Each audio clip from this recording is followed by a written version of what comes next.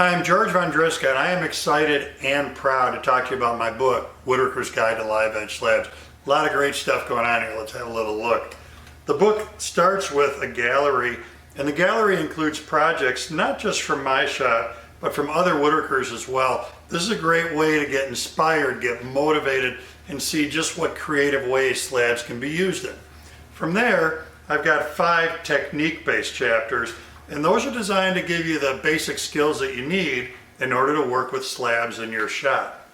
After the technique chapters, there are 8 project-based chapters, and in those, there's comprehensive how-to that includes photography, sources for any specialized items you need like hardware.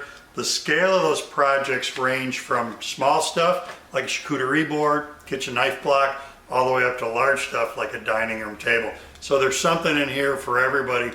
You're going to find this to be a really good resource as you work with live edge slabs in your shop.